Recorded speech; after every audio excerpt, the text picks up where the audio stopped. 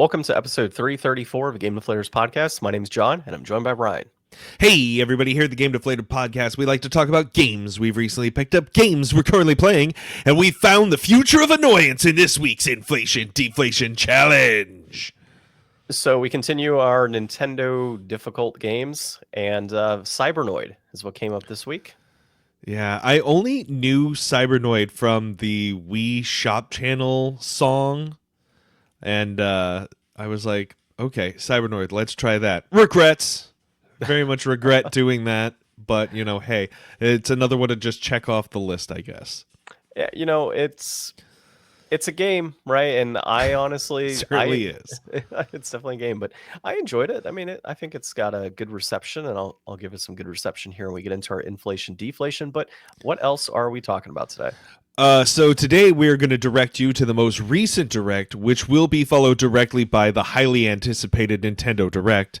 And then we have an interview with Jim from the Game On Expo team, and we'll be closing it all out with that inflation deflation today.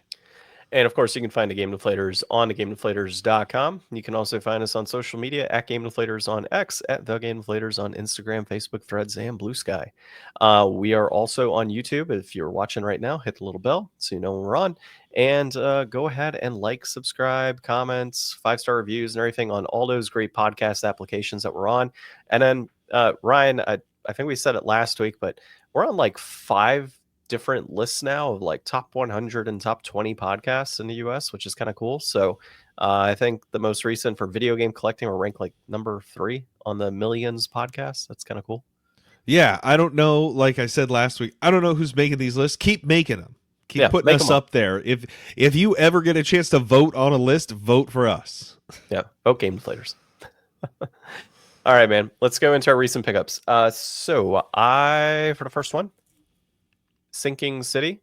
Okay, I've heard about that. I keep seeing advertisements for Sinking City 2, and it looks pretty good. And I was like, well, I haven't played Sinking City 1, so I need to get Sinking City 1.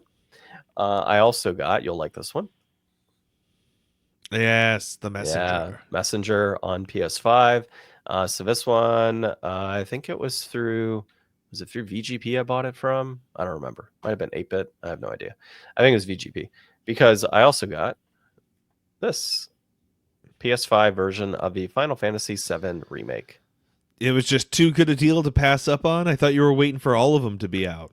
Well, yes, I was waiting for all of them to be out.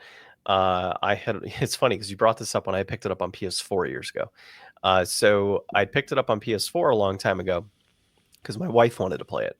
Well, she never did. No, she hasn't played it yet. Luckily, it was only like $10 when I bought it. So this one was going for like $200 for the longest time, like a new copy, and they did a reprint. And so I picked up the reprint. So, yeah. So I didn't know that they had such a short release on that. Yeah, I think we talked about Barry at one point. Okay. Yeah, some of these PS5 games have just gotten like very small release windows of like limited stock. And that's why some of these games you see like stupid high prices on them. So that was one of them that, for whatever reason, physically just didn't get a ton of prints. And, well, price was pretty high up there. So when I saw a reprint come through, I was like, well, let me go ahead and grab this while I can on the reprint, because who knows, might go right back up. And I do want to play it on the PS5. I'd rather have the updated graphics and just, go from there. Mm-hmm. So we'll see. But I do have that one at this point. I might as well just at a discount get the third or second one and then wait for the third one to come out. So that's where we are, Ryan. Those are my pickups. In terms of what I am currently playing, I have continued to play some Fantasia Neo Dimension. Let's see. As far as story is concerned, we were trying to gather parts to be able to warp to the machine world where the 2 female characters in the story are located right now. And so it's opened up a few different things in regard to Vam the Malevolent, I think is his name, who is like the big bad so far from what we know in the game. And there's a few story components that have tied up to him leading up into this machine world. So it's unfortunately one of those situations where the story is pretty decent, but I'm only getting about an hour of gameplay a couple times a week right now, so it's kind of hard to keep up with like that RPG storytelling. So I'm hopeful that maybe sometime tonight I can dive in and maybe get another hour or 2 hours into the game and like hopefully continue to pick it up. The benefit of this game though is it does have that like story piece that comes in. So whenever I start the game up, I can read back up on like what happened. What I need to do is go through and like reread all of them. Just Yeah. kind of catch myself back up to speed. Because that's kind of where I am, right? Like I spent a good week or two having not played the game, and that's happened on a couple occasions now. So it's you kind of catch up, you understand like character names and things like that, and then you take a week or two off, you forget it, you come back in, you might pick up you might pick up some names here or there, and then you forget it again. So it's just the unfortunate aspect of gaming in your 30s and just being busy. So yeah, at times I kind of wish I was playing something as simple as a first person shooter, but here we are. So other than that, D&D Strixhaven. So we played some last night. It was very interesting. This is our first Roll20 session now that I'm out of state. Yeah, so I'm considering a few things. Like Roll20 was okay. I'm actually thinking, would it make sense for me to like just point the camera at the map for you versus there was using no Roll20? need for Roll20. Like we didn't use anything other than I had fun drawing on the screen and shooting spells around and stuff. It was helpful to an extent to be able to see like the sizing and stuff. But here's the thing: I have to get a new laptop anyways because that laptop, the port is bad on the charging port, so it keeps dying. And whenever I get a new laptop, it's of course going to be upgraded from 5 years ago. I have a program called what is it? It's not Dungeon Maker. Something I forget the name of it offhand. Dynamic Dungeons. So Dynamic Dungeons will be good because for me, I can actually use it for like Fog of War, which is what I've been wanting to do for a long time. So I can run the program on Steam on the laptop, have you on Discord, and then it'll be Fog of War just mirrored directly onto the screen anyways. So that way you can point down. I don't have to run Roll20 and run Discord and have the camera. Everybody on the screen, like they could just see directly into the program. You could see the map with no issue. And at some point, maybe I can get it to where maybe I have the position of the camera like up above the screen. So you could just get a direct view down, which would be kind of nice. So we'll see. Gonna take some time to kind of get to that point and figure that out. But I think there's a few options of what I could be doing down the road. And with you not sitting there, that actually opens up an entire side on the table. And like when Thomas isn't present, it's very easy to just like say, we're going to push the map and then just give you like a landscape view of the map. So that's probably something I'm going to look into doing down the road as well. So, yeah.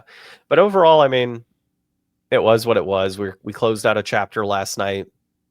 You all went ahead and had the Battle of Strixhaven or Mage Tower battle. It was way too easy. It was way too easy because I didn't realize you had haste.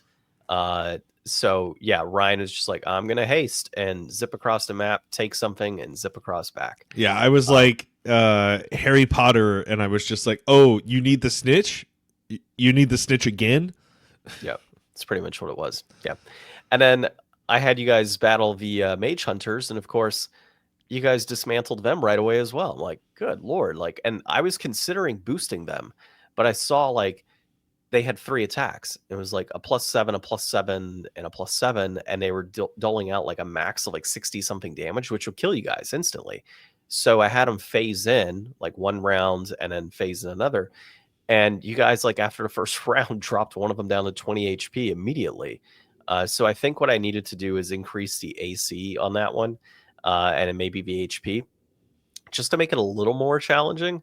Because yeah, you guys dismantled that, and of course, it doesn't help when Joel has a net gun and he's restraining creatures. So it's like I lose a turn breaking out. So if you guys knock all the HP out in one turn, and then restrain the next one, it's like because of the flat math in 5e, it's really hard to overcome large numbers. Like even if you have like a big in-game boss, he's only one guy. Yep. And against, a full party of like 5-6 people, you're just like action economy. You can't keep up with the output, and you might be able to like knock somebody down in like one. Which I did, yeah.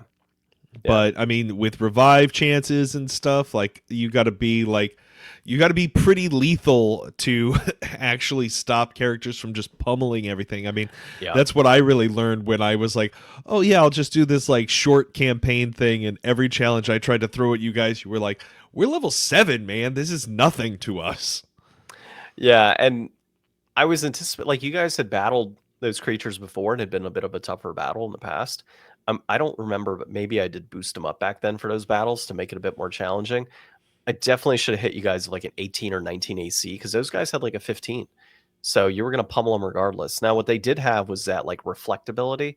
So I was able to reflect back like a fireball and things like that, which is kind of nice. But still, I mean, the damage is done at that point, right? And when a creature is restrained and has disadvantage on attacks and you guys have advantage on it and it has to use its entire turn to break free from it, assuming you do, I mean, it's kind of insane. So yeah, you guys handled the mage hunters, destroyed them, and then came somewhat face to face with a bullywog and a wizard hat who disappeared and told you all to die. And you have no idea who this is, but you can kind of link up that based on all the swamp matter and material that has come across your way in the last couple of years, that this person's responsible for everything that's been happening on campus. So Yeah, I guess we need to go back to the swamp. yeah, we'll see. Depends on how I got it laid out. But I will tell you, for the sake of just on the podcast and telling you, I am considering condensing chapters 5 and 6 of this book to kind of make like shorten it up a little bit, just because it's been so heavy on like the BS. Like I skipped a skate. You guys had an ice skating competition that I skipped on you guys. Yeah, like where does that fit in the grand scheme of things? An ice skating competition. I was just like, Yeah. no ice skating competition. We're not doing this. So I decided to knock that out. Test phase came through the other day. You guys did that. You did the big Strixhaven battle. You did the main battle in the locker room. And then now I got to figure out what happens in the next year. We're not going to do like a summer vacation type deal like we did last time. I'm going to try and streamline as much as possible through the remainder of the campaign to get you guys to that end game, while also maintaining somewhat of a structure of the school component. And what I mean by that is, and I said it a few weeks back, like think Harry Potter final book, Yeah. where yes, there's a little bit of school up front, but then they're like, oh crap, we got to figure stuff out. There's It's bigger now- things happening. Yeah, it's now adventure time off campus. You guys might have some components of, hey, well, we're on campus still. We technically do have our things, like we still got to do class. We still got to have our jobs and things that are happening, but we do have to take care of this bigger situation because people are not going to take care of it for us. And that's ultimately what I think I'm going to do. I just have to figure out how to stretch out the campaign enough that it doesn't feel rushed, but also incorporate enough like nice meaty content that ties up to the broader story of what's happening. So we'll see. I got some thinking to do over the next week or so. But I'll pass it over to you, sir, for your pickups. So not a whole lot this week. I did receive Helldivers 2 as a gift from a friend on Steam. So that's a game that I'd been basically dying to play since it came out. I was so excited for it, and it's like one of the only reasons that I'd really been wanting a PS5. But now that I've got my laptop, I should be able to boot that up. I haven't done it yet, but I think it's mostly because I haven't really had time to get online with the person who gave it to me to like try playing with them, because it's like I'm sure everybody else who's in there now has been playing that game for a while. So I'd like to kind of soft dip my toes in with some people that I know.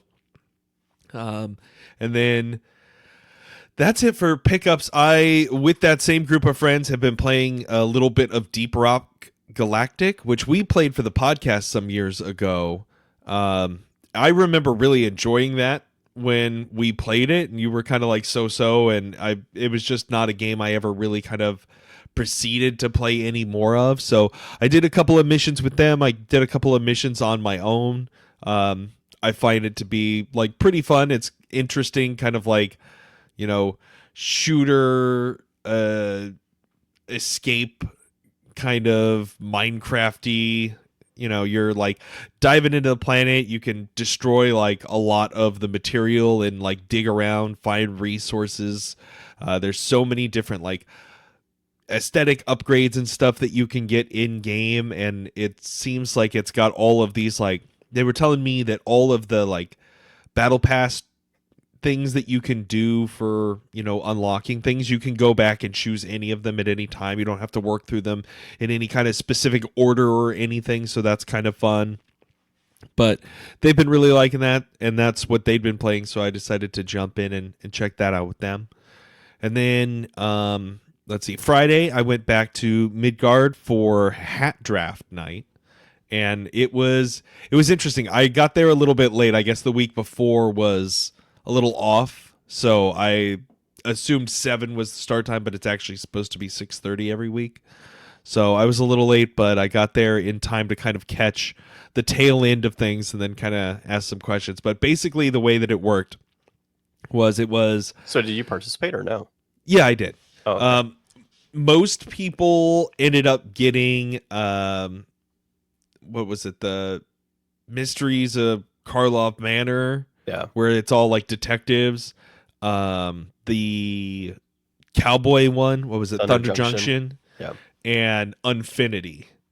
And a couple people got like some Aether Drift, and I think there was like a Strixhaven pack out there too. So a lot of these cards had people wearing hats, or like even some cards mention hats in them.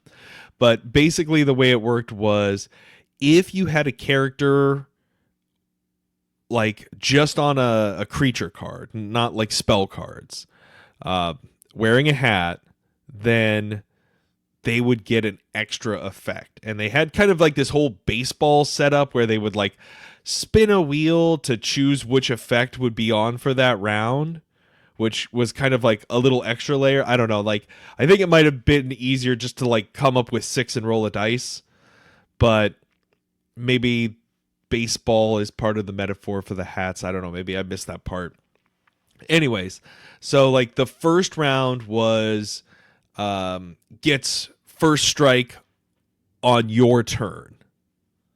So if you're attacking with a creature with a hat, it gets all its base text plus it gets first strike while attacking.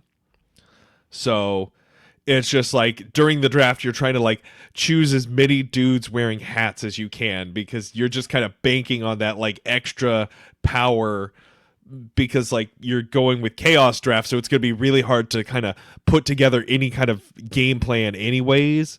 And then I was starting to get worried, because it's like with the Unfinity, you have like the tickets and attractions and stickers, and then with the I don't know if Thunder Junction has something, but with like Aether Drift, there's like the speed mechanic, and it kind of started giving me that sense of like, wow, it could be really bad. Like you could make a commander deck that has like day and night, you know, the speed, the one ring, like just all these like things that you need to keep track of.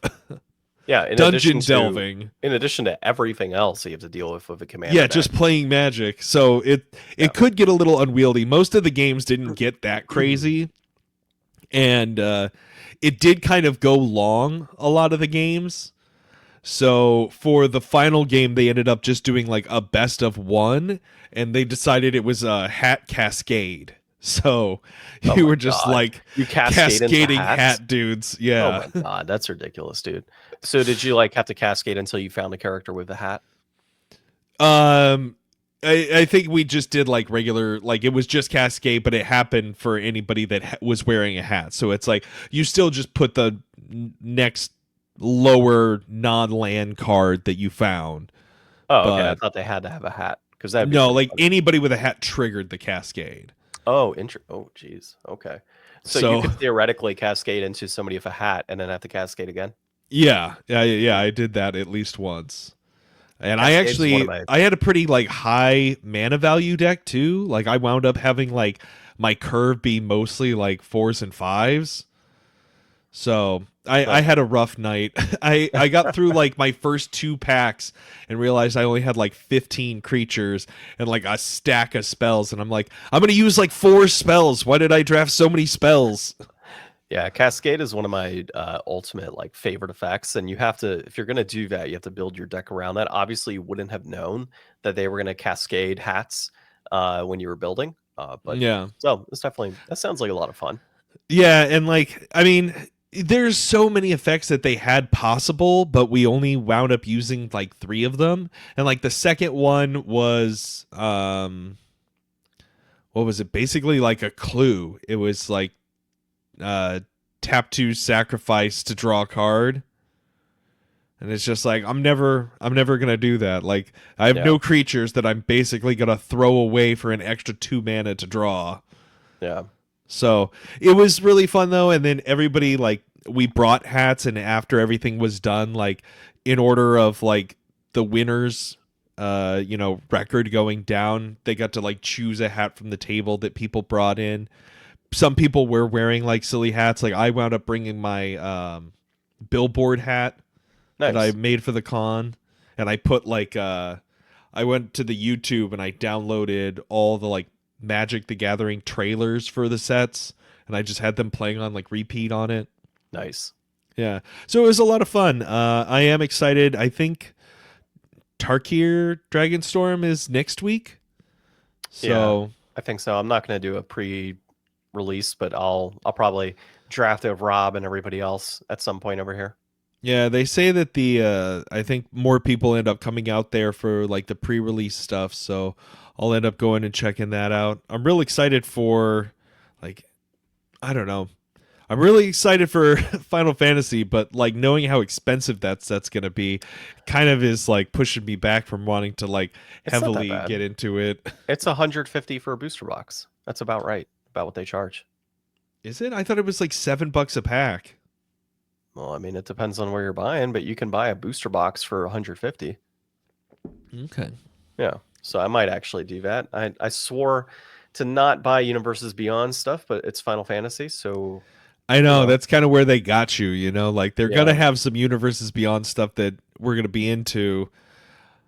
I mean, I'm not so I don't know. Some of those SpongeBob cards were like interesting, but it's just all reskins of other things too, so that's a little bit boring, but I guess it keeps it from having that issue where, what was it, like the Walking Dead set, and it's like, I don't want a Negan in my deck, but he's really good, or whatever it was. Yeah, same with like Jurassic Park stuff. So, I mean, they're going to have a bunch of stuff down the road, and it sucks, but, if they have crossovers that are like Final Fantasy, that's, kind of in that somewhat realm. Magic adjacent. Yeah, exactly. Versus like SpongeBob and Spider-Man and Minecraft and stuff like that, to me is not. But Final Fantasy does feel like you said, adjacent to it. Another D&D set would be nice. I would love that. They'll definitely do some more D&D sets in the future, which will be cool. But like, I don't like that Spider-Man is getting like his own full set. Like, it's not just like, here's a Marvel set. It's like, oh, we can go more minute than that. Yeah, just wait until they do like a Deadpool and Wolverine set. Like, at least stupid. X-Men is like a whole group of people. Yeah, but they'll just probably do a Deadpool set, because you can have like the Wolverine set. We're gonna make a 250 card set just based around Wolverine. Well, they could do a Deadpool set, and they could just have like 50 different types of Deadpools. That'd be horrible. It would be horrible, but it'll do it. All right, let's go into our articles this week. So, Nintendo's Direct happened just a few days ago, March 2025. And they had a ton of good announcements that came through. So this one you've got here is from GameStop? Or GameSpot. No, you wrote GameStop, dude. Or no. Yeah, you wrote GameStop. Okay. Well, you haven't been reading those anyways. I know I haven't. So, but still, it says GameStop. You see, everyone, he gets me every single time. So we don't have to go into every single game that was announced. There were some cool remakes that came through. We got to see Pokemon ZA, Metroid Prime 4. But I think the key things people wanted to hear about are, what do we know about Nintendo Switch 2 that came out of this? Also, I just want to point out, we'll get into all these details, but the digital video game card was another component that we'll talk about in this, as well as the news today, Nintendo News Today. So kick it off to you as far as what you found to be most interesting, and then I'll just kind of go from there. Yeah, so there was a whole bunch of stuff that they showed off there. Some things that I'm actually really excited for. The Dragon Quest 1 and 2 HD remake looks really good. I think that the third one was well received. That's the one that already came out, right? Yeah, it is. So I would be very interested in getting those. I know that it's supposed to be like a pretty legendary series of games that I've never played. So this seems like ultimately the best way to own them. Yep. So I will. I don't know. That's the thing. Like, I've always felt very comfortable having a digital library on the Switch. So I may just wait for like a good sale for these, or now that honestly, I'm thinking about Steam more and more lately because they have actual good sales all the time, and it's surprising when you're so used to console pricing, how good a deal you can get. Also, maybe I should get these physically, wait for, a good time to see them on sale there. There's so many more options, I feel like, for buying games, especially now that Switch is kind of going to be on its way out here soon, that I'm having a hard time deciding, when and where some of these games I'm actually going to pick up. Because it's not like I'm going to play it right away, so there's no pressure to go buy it day one anymore for me on a lot of these things. So I'm excited for it. I will probably be picking that up at some point. Shadow Labyrinth. Now, I didn't see any of that. What was that show that had all the like different games and stuff? It was on Netflix. Oh, yeah, like Next Level or Level something. Yeah, I don't thing. remember. Yeah, I saw some of it. It wasn't that great, in my opinion. So I think they did some weird Pac-Man thing in there, and then I remember seeing some stuff about this not too long ago. I think it was in another announcement that we saw somewhere. But yeah, this game looks very like I don't know. Looks good. I'm actually excited about it. Yeah, I think it's going to generate a lot more buzz than people anticipated. So I'm excited to see what happens. Like, I mean, I guess give Pac-Man his new day and make it dark.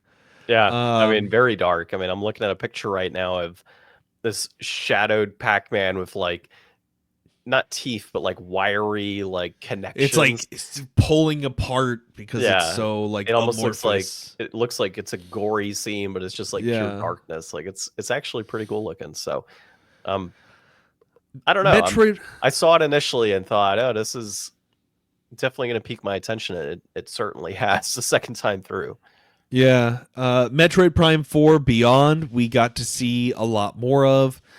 It was one of those Nintendo trailers that's got kind of like the boring announcer voice that's just kind of saying things a little bit too plainly. Yeah. Like, Join feel like Samus goes to whatever planet to do blah blah blah blah blah, and now you have psychic abilities as Samus as you watch. It's just a little too like corporate boardroom in Japan like approved all this, and they're like, yes, they'll understand exactly.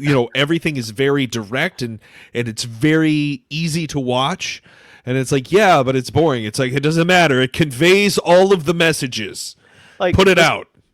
This was one of those things. Did they have a Metroid Prime 4 trailer before this or no? Yeah, we've seen a couple little glimpses. The last one that we saw was actually probably like the intro to the game where it showed her kind of like running through the facility and actually showed like some gameplay and stuff. So this was like a little bit kind of more of like a background look at some of like what'll be, some of the mechanics and stuff. And the psychic edge to it, I think, is interesting. I guess Samus has never had psychic powers, and it kind of gives me some reason for what the beyond part of this is. It's like, okay, she's tapping into powers outside of, what she's used to. Like normally it's like something to do with, phase-on energy, or I guess they had like the light and the dark world kind of thing in Echoes.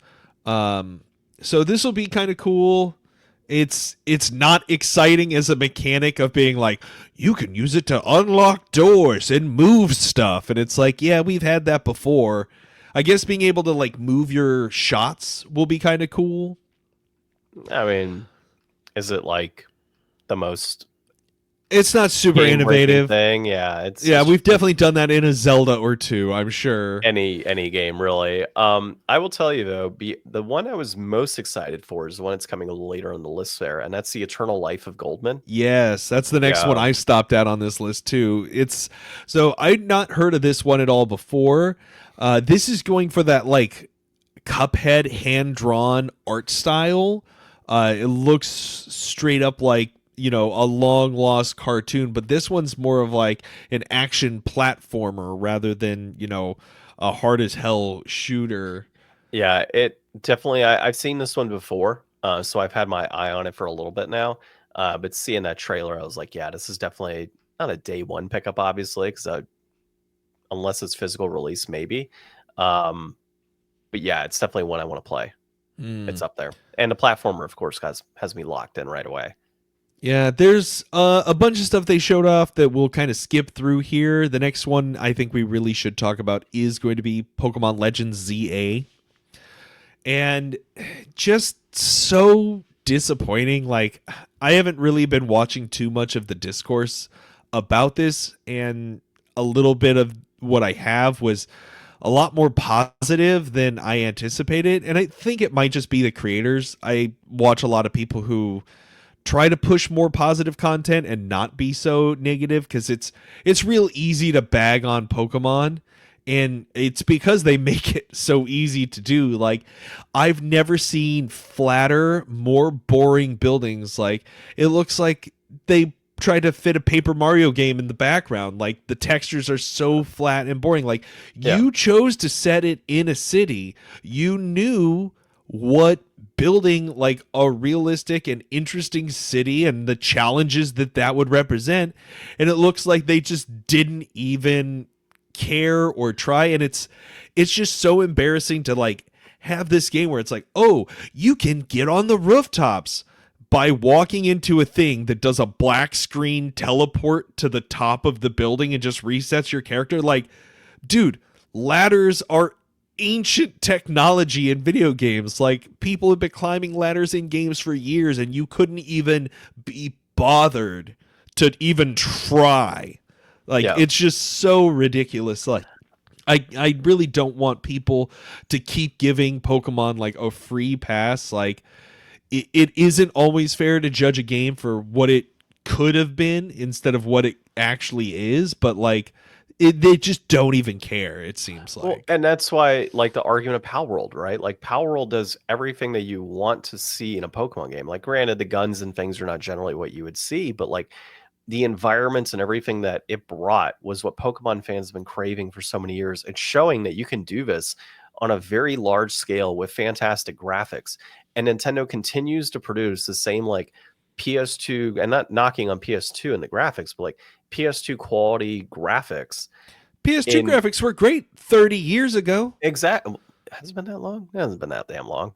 Um, 2005. I definitely had a it's, PS2 in 2005. it's 20 years ago. Don't age us that much. Okay, Um, 20 years ago, sorry. so that said, I mean, you're basically producing PlayStation 2 graphics on a console in 2025, and we know damn well they haven't done anything. All they've done is repurpose whatever they had for XY or whatever it was, and then built into Arceus, and then put into Scarlet Violet, and now they've done this. Like, they're using the exact same model as like Assassin's Creed and just repurposing, the coding that they have in place to just release a new game. And it's just, if I would rather have seen this like pushed out on the Switch 2 and delayed a year and upgraded to higher quality graphics and better gameplay than the same exact crap that they've been putting out this entire generation. Well, and that's kind of the thing. So this is an interesting direct in the fact that it's only Switch 1 stuff, because in a few days we're going to get that big Switch 2 direct. So this is the last of the breath of death from the Nintendo Switch, basically. And so this game's been in development for at least a few years already. I doubt So so you would hope that now that finally the Switch 2 is going to be out, and I mean, there has been enough criticism, I think, of the games of this generation that they really do need to, make the next console like really shine. And I just hope that they'll finally kind of turn their resources inward and, you know, devote that and really blow us away with like whatever Gen 10 is going to be.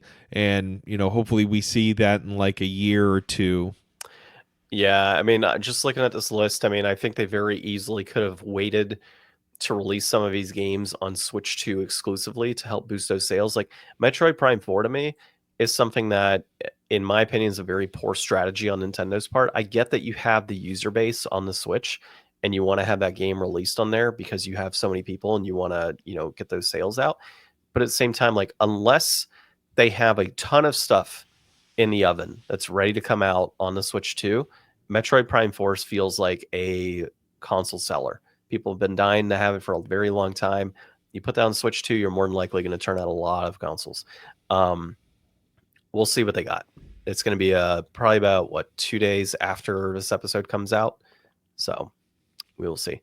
The other big thing that we saw, without getting into the other games, was the Nintendo Switch video game cards. So basically taking digital Virtual purchases, game cards. Virtual game cards, yeah. I'm thinking digital because digital game sales is how they represent it. So you get your digital game sales, turns it into a virtual game card, which can then be shared across a second console within your home, so you can play it on both and have it present. But you can also lend it to family members, up to 8 friends and family, up to 8 different consoles, and that will take over the course of 14 days, essentially, and act as a rental. Your save data doesn't go away when that happens on the other console, but you are able to lend it back out and so on. So essentially, physical game, if I was giving it to Ryan, same concept, except it's digital. So I like the idea, but I think this is just one of those situations where Nintendo's just making things a lot more complicated than they need to. Yeah, I mean, it's a way, I think, to, I don't know, give people a sense of having more ownership over what they've purchased without really giving them anything more. Like, if you can only share it within your family group member list and only for a certain amount of time, Nintendo controls those restrictions, so they're not giving you like unfettered access to do whatever you would like as if it was your own physical property that you have in the real world. But it does give you kind of the advantage of like, well, I'm on Thomas's family group, so if there's a game that he finished playing, he could share it over to me and I could play it, and that would be awesome. But, if there's a game that you have that's like a multiplayer game, I mean, that's not really going to work, because I think that you need to keep your copy and then the other person would need to have their copy.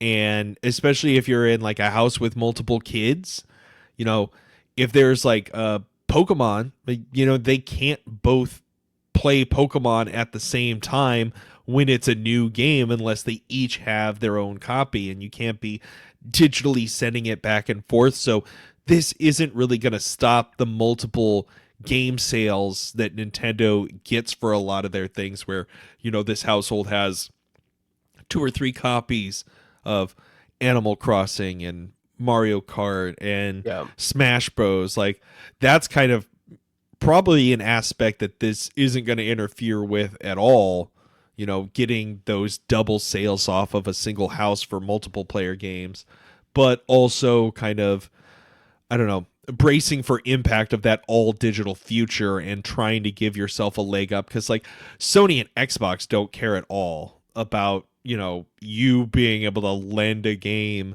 to somebody else. Like, they want their sale. They want to keep charging $60 for, a digital game that came out 4 years ago that nobody cares about because there's no other way to get it at that point, unless you buy a physical. Well, but I mean, like, half the people who have a PS5 don't even have a disc drive. So, like, really, they're locked into that Sony marketplace. And there's been lawsuits and stuff about how Sony doesn't have Microsoft, or doesn't have like GameStop and Walmart and Target and stuff selling like, here's a little card that is, Paper Mario but digital. Yeah. Nintendo has that, but you can only go in and buy, $50 worth of Sony money. You can't buy like a copy of their game digitally on a card in a store. They've eliminated all that competition. And technically, you don't even own a digital copy when you buy it. It's just a license. So, yeah. So this is Nintendo being Nintendo in, the best way that they can. They're trying to do something for the people, but in the most restrictive, kind of convoluted way they could manage. Yeah. Rhythm Heaven Groove is the next thing on this list, which is like, it was a bizarre trailer. Yeah, I agree. I went through it. I was like, that didn't give me much of anything, but I know what Rhythm Heaven is. And it wasn't something to excite me anyways. Yeah, it would have been way better if it was like, here's a bunch of chaos, and they just kind of showed it happening rather than kind of giving that same kind of long-winded, very detailed, boardroom directed explanation of how a silly rhythm game works. Yeah. Any other games on this list that piqued your attention? I thought you might be interested in that Saga Frontier 2 remaster. That one. Yeah, Saga Frontier 1 and 2 I think already came out. Not necessarily a remaster, but they had them released on the Switch a while back, and I want to say PS5 or PS4. But yeah, it piques my interest. I have Saga Frontier 1 and 2 on the PlayStation 1. Haven't played them yet, so I don't know. Will I pick it up? Maybe, but I do have the original copies, so. Yeah. And then lastly, I think we could talk about is that Nintendo Today app. So Oh no, hold on, sir. Hold on. You got something else? Everybody's Golf Hotshots, right up my alley. Is it? Oh yeah, dude. I'm a big fan of Hot Shots Golf. So to see that released is going to be pretty awesome. Now we can talk Nintendo Today. Nintendo Today. So Nintendo decided, hey, you know what? Rather than having Twitter announcements and, having to come up with these pesky directs all the time, we're going to bring the news directly to you from Nintendo. No leakers required. So they basically just came up with their own app where they're going to push out Nintendo news as often as they can. So they want you coming to them to just, get it straight from the source in as clear and concise way as they can put out there, no matter how boring it might be.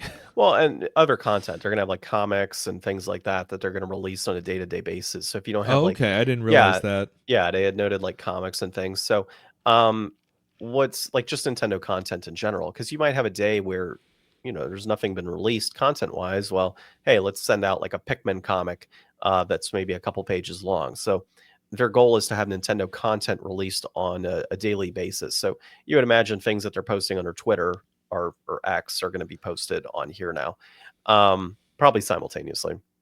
What I think this is, though, I believe you had to have a Nintendo account to sign up. So obviously somebody can correct me if I'm wrong, but I'm pretty sure you had to have a Nintendo account to sign up. And that to me is just getting data. That's what this is, right? Because you're not going to get that on Twitter. You're not going to get on Facebook. If somebody likes it, sure, you might get like their username, but that's it.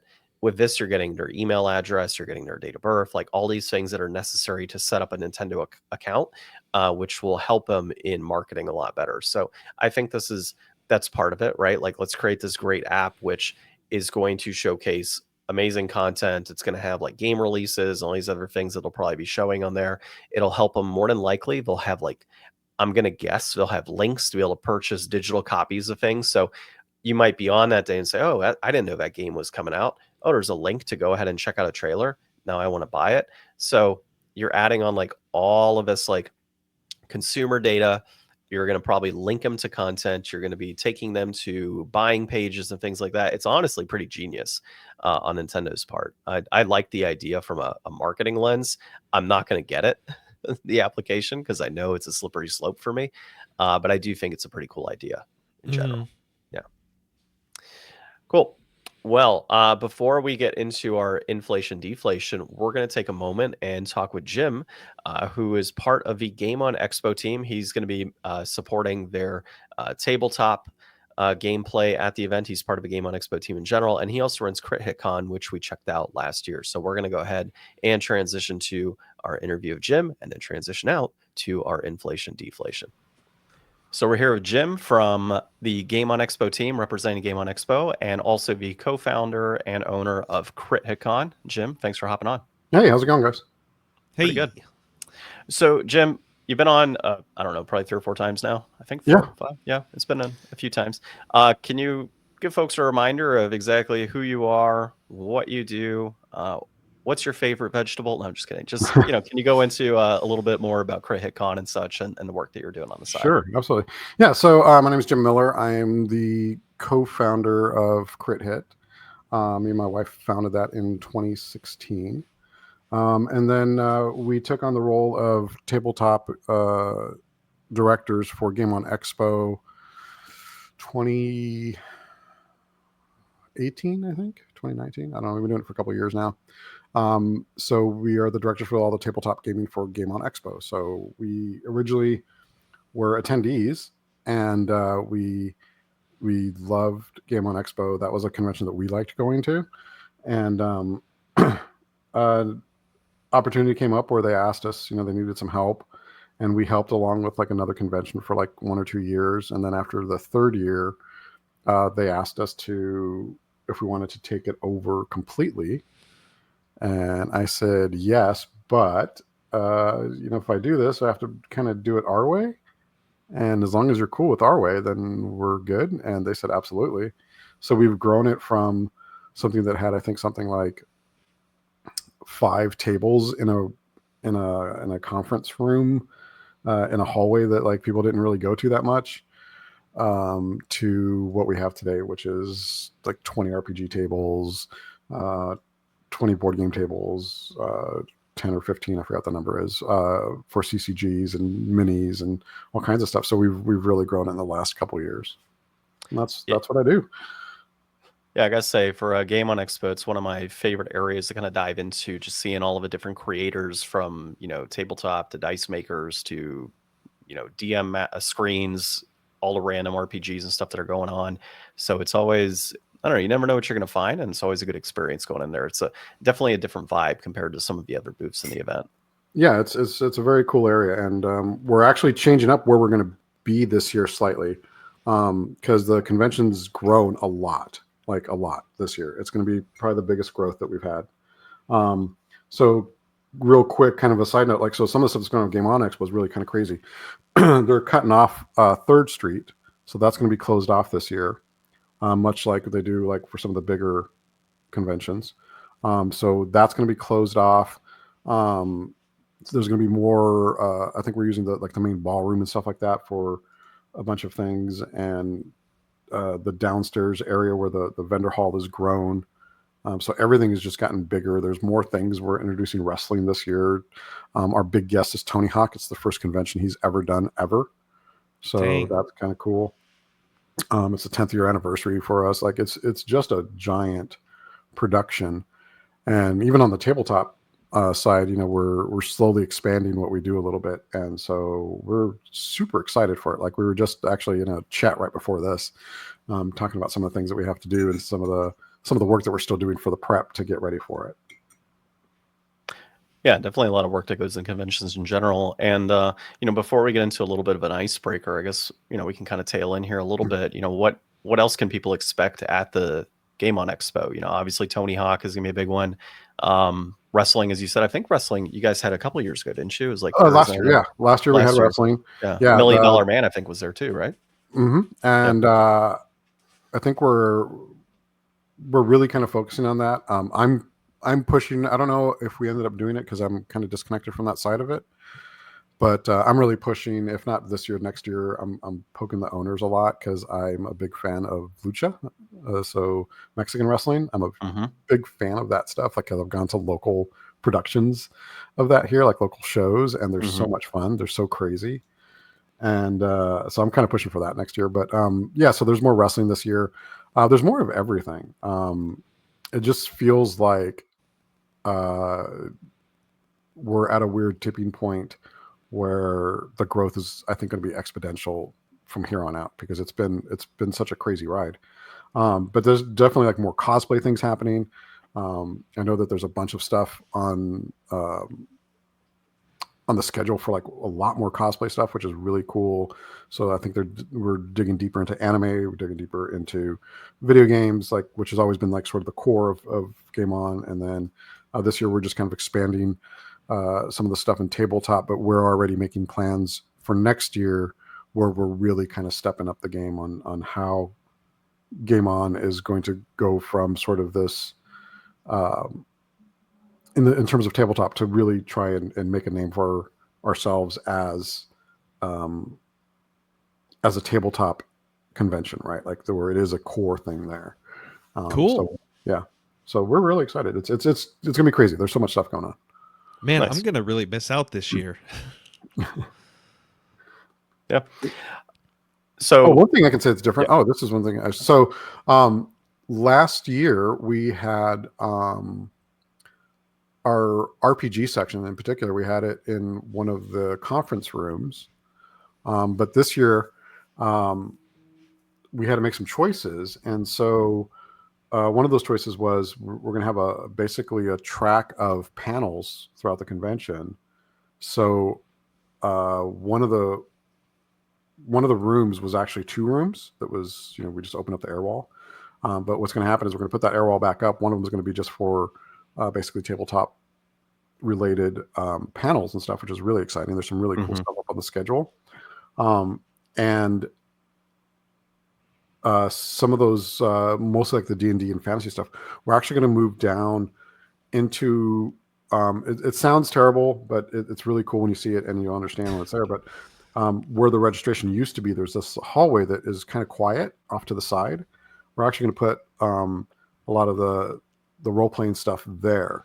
So 10 tables are going to be there. Plus we're going to have like a giant, I think it's like an 8x10 or 8x12 or 8x16 foot inflatable screen with like a projector. We're going to do like Jackbox and trivia and Don't Stop Talking, or what is it? Don't Stop Talking. Oh, cool. Stop Talking and Nobody Explodes or something like that. Don't Stop Talking and Nobody Explodes. So kind of like those kind of party type games. We're going to have that in our area. Oh, yeah. And miniatures. We're bringing miniatures in this year, which is crazy. So we're going to have like BattleTech. We're going to have a little bit of Age of Sigmar stuff. There's just a couple of skirmish games that we're going to have. I think we're going to have a Shatterpoint, which is a Star Wars minis game. So we're slowly dipping our toes into that whole thing. So it's going to be really cool. But that in that main hallway there. Oh, and we're also bringing Artemis. So last year, we brought Artemis into it, which was really nice to see Artemis in the convention because it hasn't really made a presence to speak of, where people noticed it since it was missing from Fan Fusion. And so we brought it back for Crit Hit. We started talking to this guy. He's super enthusiastic. We're setting up a special little area just for Artemis down in that little hallway. So we're basically going to have this little hall of just tabletop stuff. And the cool part about it is when you get to Game On, you sort of take these 2 escalators down to the vendor hall. When you come down that second set of escalators, that's what you're going to see. You're going to see all the tabletop stuff, which is really cool. Okay. So yeah, I know exactly what you're talking about. Like you said, registration was there last year, and whatever. I think in the center you had like sponsors or something last year as well. I think there were like artist alley tables or something like that. Yeah, like. Yeah, that's what it was. Yeah, it felt like that. Yeah, outside of the normal artist alley, of course, that was in the event. Right, and so all that area you're going to see tabletop stuff, which is cool because people then can visually see that there's other things going on besides just video games and anime. Kind of right there for sure. So it's gonna be great. Nice. So one thing we always like to ask everybody on the show is there anything that you've picked up or been playing lately yourself that's been exciting for you? So we are cataloging. We've always had a catalog. We always have a list of like all of our games, but we're doing a thing in Congen, and we can talk about that later with our board games. And so we're going through it, and as we've been slowly going through it over this past couple months, everyone has like that shelf of shame, right? Like, and I have mine, my wife has hers, and then we have sort of ours. And the ours is embarrassingly big. Like it is embarrassingly big. John, the one of the owners of Game On Expo for my birthday 2 years ago. I hope he doesn't fucking hear this. 2 years ago, he gave me a board game because he heard it was really good, and everyone telling him it was really good. It's called Meadow. And so I finally cracked it open and was reading through the rules, and I'm like, oh my God, this game is so good. I haven't played it yet, but I was like, just reading the rules, I can tell that this is a really good game. So I'm super excited. We're gonna try and play that after Game On. After next weekend, we're gonna sit down and play it because we've been wanting to play that. And then this year for Crit Hit, our theme is space, right? So it's Crit Hit 7 Cosmic Calamity. So I've been going through like all the space board games and stuff that we have and RPGs and stuff like that. And I'm embarrassingly late to the game on Star Wars Outer Rim. Have either of you guys played that? I have not. Is it another miniature style, or is it just a standard tabletop? No, it is just it's a regular board game. Hmm. There's few board games that I've ever played that feel like the theme that they're doing. Like the theme, like when you play that game, it feels like what it's supposed to feel. So Outer Rim is everyone is basically smugglers and like space gangsters basically, and you're just doing space gangster shit. Like you're smuggling spice, you're taking assassinations, you're kidnapping people and moving them to, handing them over to somebody else. The bounties is what they call it. So you're doing like bounties and you're smuggling and you're trying to stay away from the cops basically, or other rivals that are out to get you. And the whole game feels like that from beginning to end. Like it absolutely feels like you're doing that sort of stuff in the game. And I've been playing that lately, and it's such a cool game. It's like probably one of my favorite games of all time now. Nice. I'll have to look into that one. It came out a couple years ago, and I'm late to it. It's Star Wars Outer Rim. Okay, Star Wars Outer Rim. I'll write that one down. I want to say it came out like in 2020 or something like that, or 20. Yeah, I don't know. I know it's not something my wife will play, but it's always worth looking into. Yeah, it is. It's worth putting on John's shelf of shame. It is. My whole loft is a house of shame, or it's a house of shame. That's what it is. Yeah, it's a room of shame. It's spilled over. Books I haven't read, magic cards I'm not playing with, video games and board games I haven't touched. Yeah, it's a house of shame. It totally is. Yeah. Oh wow! No, I think it was 2019 it came out. So yeah, this game is kind of old. I'm late to the game. Nice. So, any other pickups before I go into my next question here for you? Just on board games, that's it. RPGs, I got stuff. You got lots of stuff. So, we kind of talked a little bit about like what people can expect within the board game tabletop area, right? With the new miniatures and all that's coming in. But are there any changes this year compared to prior years? Congen, of course, comes to mind. I don't recall if you had it last year at Game On, but I know we had talked about it in prior episodes with you. Yeah, no. So actually, this is going to be the third year that we've used Congen. Okay. And so what Congen is, it's tabletop event management scheduling. So basically, it's there to help schedule all the games, which is the worst part. Like it's so incredibly complicated to do it, and we weren't happy with some of the other solutions that are out there, and so we made our own. And actually, this year we were hoping to be out of beta, but we're still in beta, probably till shortly after Game On Expo. But we made a big. It's not visually different, but the backside is completely redone, and so it's a giant leap forward for what Congen does and is, and so that's returning. There's more features in it this year. So one of the things that we added was like, if you're a GM in Congen, or anybody really, you go into Congen, you find a game. There's a share button, so you can actually link directly to the game, so you can share that on your social media. It's like, hey, sign up for my game here, and it'll take you right to the game. There's going to be more things in there for, like finding other games. So it's going to be like the filtering is going to be a little bit easier. There's a pretty robust board game finder on there, so you can pop in like, hey, there's 3 of us or there's 5 of us, and we want to play something that's under an hour, and it'll spit out a bunch of game recommendations. So there's a bunch of things in Congen that are really kind of coming full circle, and all the things that we've done since we've used it are going to start popping up as we get closer to getting out of beta for our 2.0 version. Mm-hmm.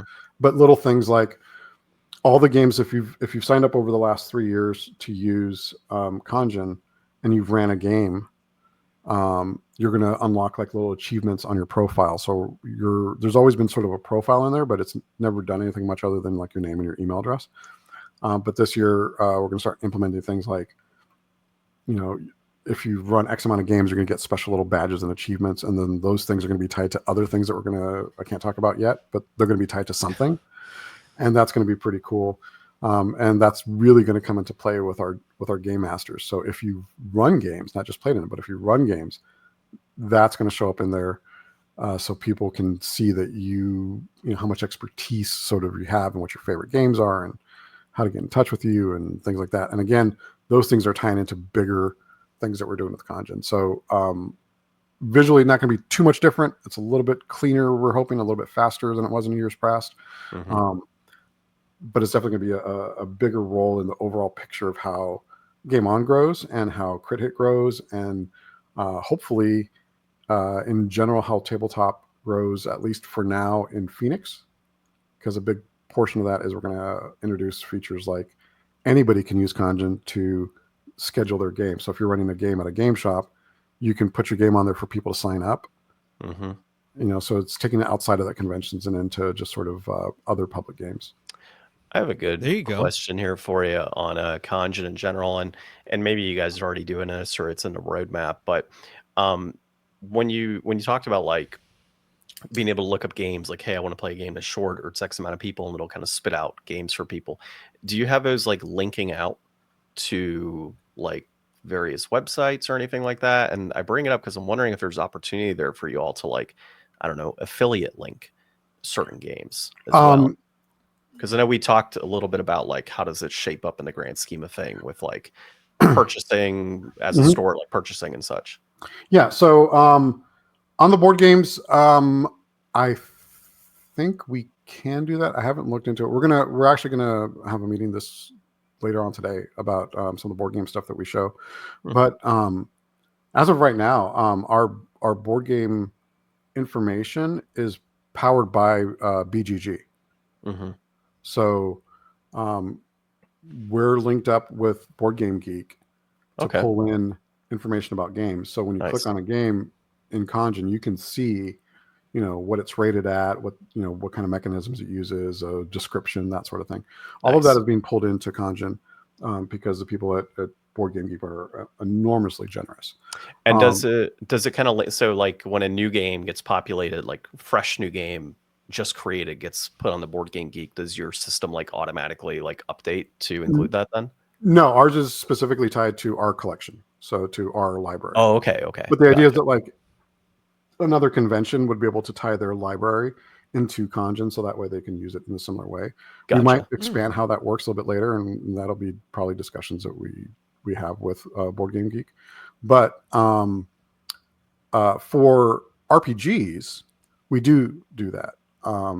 So right now the process, I don't want to get too deep in the weeds on it, but the process for RPGs right now is we manually enter each one, and we use the descriptions and stuff like that from the publishers, but we also put a link to each game. So if you're looking at the RPG list, let's say, and you don't know what Dragonbane is, there's a little link on there that says, what's this game about? And if you click on it, a little pop-up comes up and it tells you what the system is about and what it is. Oh. And there's a link there that ties you to the publisher so you can go pick up a copy. Nice. Supporting Crit Hit was always founded on indie RPGs. Like I always tell people, it was like a joke that went too far. Can you make an RPG convention that doesn't focus on Dungeons & Dragons? The answer is yes. You're just always going to be tiny. But since that's always been the focus, it's always been important for me to link up people to the creators who make these games and to buy their stuff because it's all amazing and it deserves, people's attention. Yeah. So yeah, we're doing that, and it's going to tie into other things too. There's more things we can talk about off camera, but there's other things that are coming up with that. That's going to be really cool. Nice. So for your tabletop area and everything this year, like what's got you the most excited about? Um, there's a couple things. One is we finally got smart. It only took almost 10 years to get smart You about got our there. board games. I always tell people I don't have an original thought in my brain. Like there is no original thoughts in my brain. I am not that guy. What I am is a guy who sees the potential in things. So we saw pictures of how Dice Tower convention, their board game library, which is unbelievably enormous. It is ridiculously big. It is bigger than most game stores, right? They have a very impressive game library. And I was looking at the pictures of it, me and Ron, who's kind of like the second in command overall for Crit Hit. He's like, those are baker shelves. And I was like, what are you talking about? And we looked at it. I was like, oh my God, why the fuck have we been doing this the hard way? So we ordered some shelves. And so now so basically what that means is that, baker shelves are just basically these wire rack shelves with wheels. So we're putting all of the games into shelves with wheels. So there is no unpacking, because that's the biggest headache is unpacking, X amount, like 15 totes worth of board games or whatever we got. Yeah. But having just along with, moved, I can attest to that. exactly. It's terrible. It's the worst. Plus your games get beat up in totes. You'd think they wouldn't be, but they actually get beat up almost worse. So we bought a bunch of shelves on wheels, and we're going to be categorizing them. So we're like a shelf for like family games and party games are going to be on one shelf. We're doing things like cozy games. We're going to have like a cozy game section. So, games that we consider cozy games are going to be on another shelf. All of these things are going to be linked to like QR codes. So you can scan the QR code and you'll see all the games that we recommend that are like cozy games or sci-fi games or horror games or fantasy games or strategy games. So you'll see these lists to help people find a game easier. That's the hardest part, is finding a game. We're running into a time that I believe is equivalent to video games, or not video games, video rental stores from back in the day, where there's a million movies on the shelf, but you don't know what to buy. So you're kind of relying on the guy or girl that's up at the counter to sort of curate the stuff for you. That's what we're trying to do. So we're going to slowly start that process through Conjun, through the physical setup. I'm excited about that, to help people find games that they're going to love to play. Nice. We just posted it on our social, and I think on the Crit Hit page, just the amount of games we're giving away this year is probably been the biggest we've ever had. We have a really big dining room table. I don't know how big it is. It's probably like 8 feet long or something. It's a pretty big size table, 8 or 10 feet long. It's packed with games that we're giving away. Nice. So we've gotten a lot of support from publishers and sponsorships to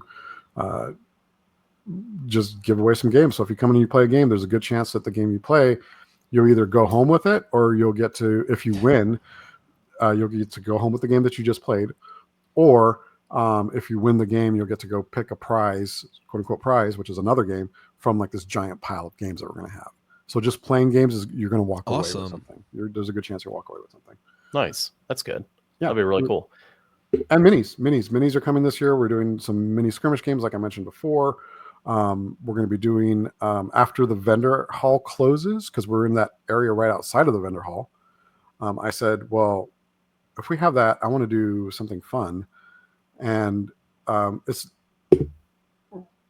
we're riding that line of like what video games are and what like sort of board games are.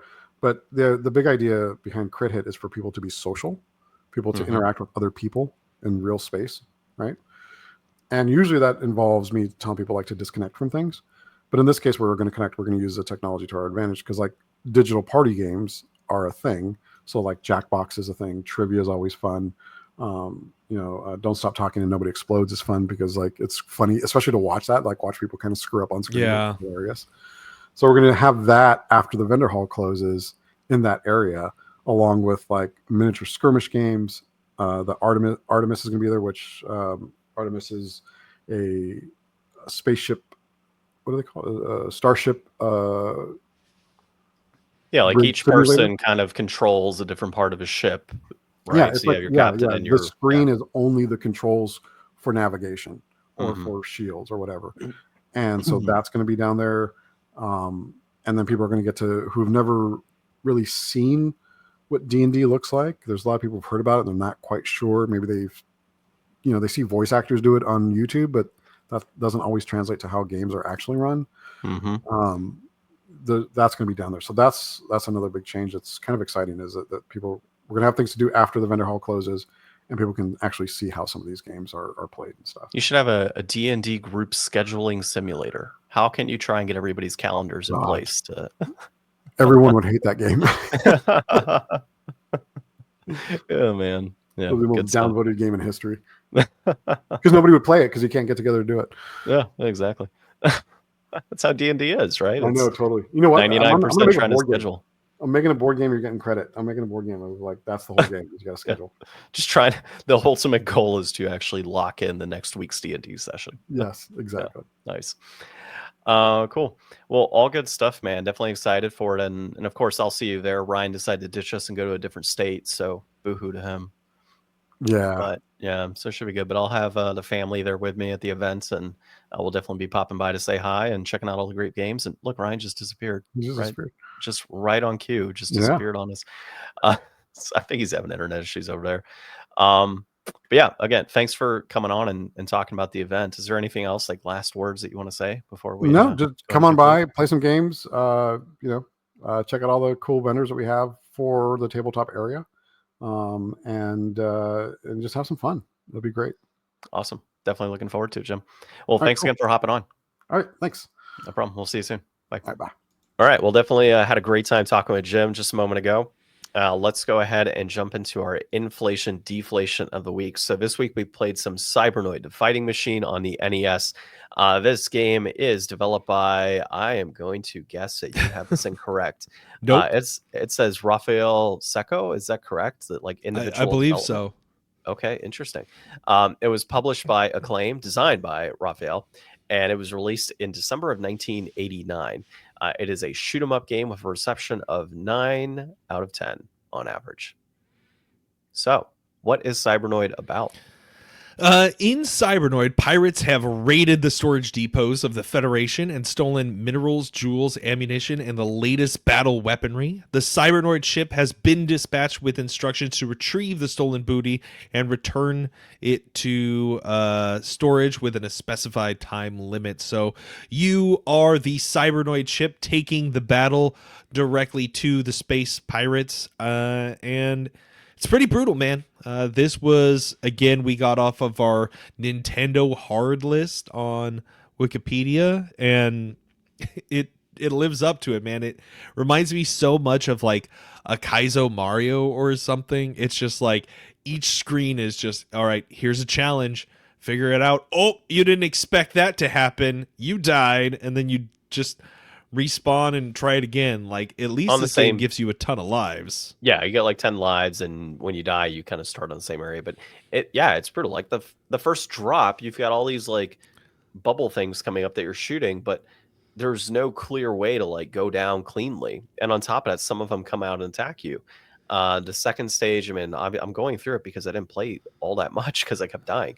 The second stage, you have like this thing shooting gold bubbles at you, shoot a couple missiles, destroy it, all good. But then the next stage is bullshit.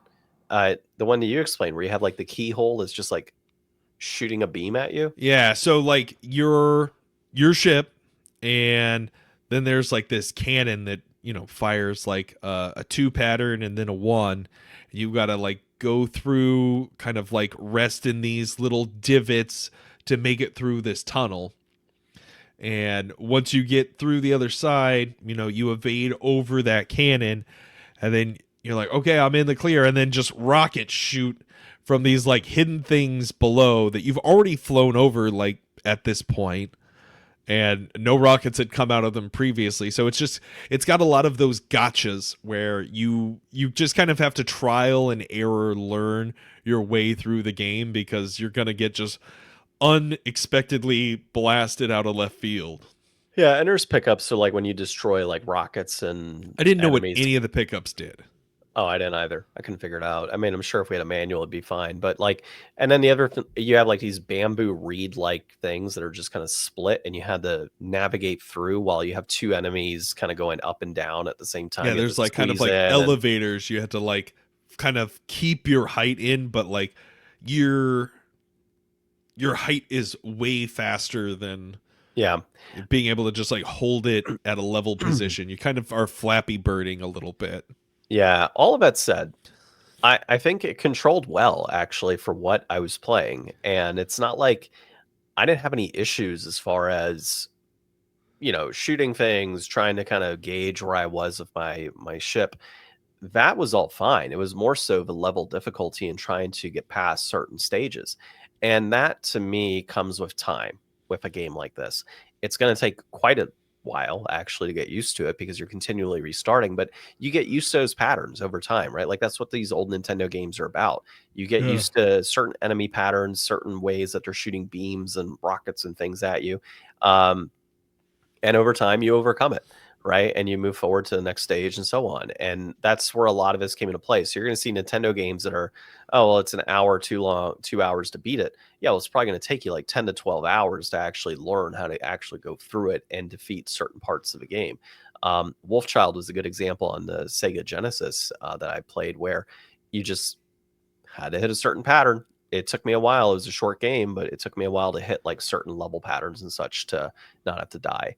Um, in general, I actually really did like this. I think I would see myself wanting to play it more, but I would want to play this on an actual arcade cabinet. I think that the sensitivity of a joystick is far easier to control along with the buttons in a game like this versus that of a controller, where you're kind of going based off of your thumb and trying to hit it at the right point in time. Yeah. Yeah, definitely definitely a challenging game, not one that I would want to keep playing. But looking at the brass tacks here on this one, we've got a complete in-box NES version for $25.29. That peaked at $32.60 back in November of 2023. Currently holding. Loose copy will run you $5.50. That peaked at $8.87 back in April of 23, and that's holding as well. So, not the most expensive game in the world. It's an old NES title. For $5, I mean, for $5 you can't hardly go wrong. Like, That's the cost of a McDonald's meal right now. I think you'd probably pay more at McDonald's, honestly. No, they had the $5 meals.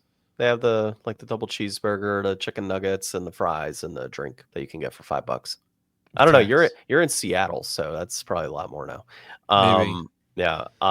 Yeah, it's like under 550 with tax. So that said, I think this is deflated, in my opinion. I think that at 550, this is a good enough game that, and it's got great reception from the past. So I think this is a good enough From game. these like two magazines or whatever. It's good. I enjoyed it. I think at 550 you can't go wrong. Let's just say you played it for 3 hours of your day and you decided not for me after 3 hours of like constantly I decided a getting lot through. faster than 3 hours. Let's go by cost of movie then. You pay It's what everybody does. Yeah. It's fine. You don't have to go into like an hourly breakdown of Hey, I'm the just saying. value. I think at that price point, 550, it is deflated. I don't think you can, with the cost of games in general, you're looking at a full game. And it's Yeah, not but like there's it's a so many broken- free games. Yeah, it's true. But it's not a broken game. It's a hard game. It's not broken. That's all it is. It's difficult. In general, I'll that doesn't give you take- I'll give you deflated. I mean, it's so cheap. It's kind of hard to argue that it wouldn't be worth the cost or Yeah, even a little bit more. If you said like this was 15 or 20, then yeah, you would absolutely change my mind. I'd say inflated all day long. But at $5, come on. Like, you got to have I will somewhat of a say- good time. With this one, box art not worth getting the completed box version. Just pick up that loose copy. It's pretty cheap complete in box too. It's not bad. Yeah, I think this is underrated. I think this is definitely a title that some people would enjoy. You might not have liked it, but I think a lot of people would. You're in a There you minority, go. Ryan. Yeah. All right. What do we have next week? Did we write it down? No. No. Another hard Nintendo game coming your way. in a week. And also, I will have a recap of Game On Expo, so I'll be attending that this Saturday prior to us recording. So I will be giving an update there. Of course, if you're in the Arizona area, feel free to go check that event out. I think you'll have a lot of fun. I'll be wearing a Game Deflator shirt, so you see me, you'll see me. Yeah, that's about it. So this has been episode 334 of Game Deflators Podcast. My name's John. I'm Ryan. And thanks for listening.